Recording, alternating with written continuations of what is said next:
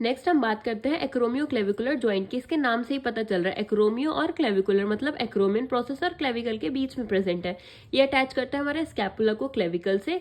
Generally ये कैसा होता है, हमारा प्लेन साइनोवियल जॉइंट होता है, 3 rotational and 3 translational degree of freedom.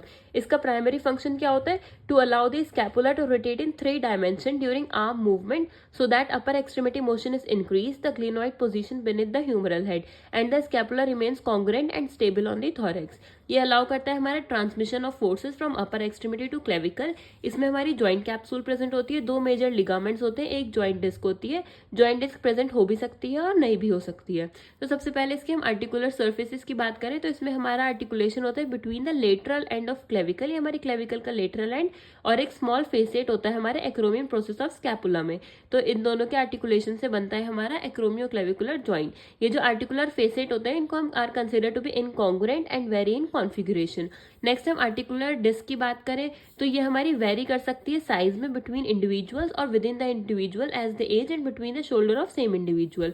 Next आता है हमारा acromioclavicular joint capsule and ligament. इसका होता है हमारा बहुत ही ज्यादा वीक, इसमें हमारा कैप्सूल प्रेजेंट होता है and can not maintain the integrity of joint without the reinforcement of ligament. मतलब लिगामेंट के बिना ये जो हमारा कैप्सूल है वो अकेला हमारे जॉइंट को इंटीग्रिटी को मेंटेन नहीं कर सकते क्योंकि वो वीक होता है। Superior AC ligament is reinforced by aponeurotic extension from deltoid and trapezius muscle and limit movement caused by anterior forces applied to the distal clavicle. Trapezoid portion oriented more horizontally and resist posterior forces on distal clavicle. Conoid portion oriented more vertically, resist superior and inferior forces.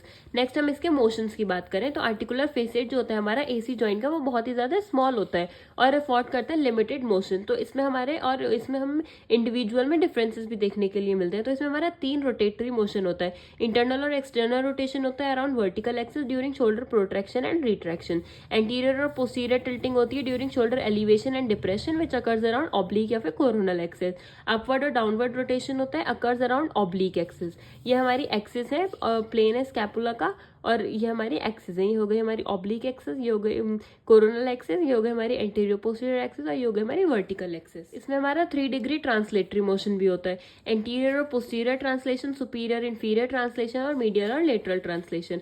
ये हमारा superior view है, इसमें हमारा protraction और retraction होता है जिसमें हो रहा है हमारा एंटीरियर और पोस्टीरियर ट्रांसलेशन।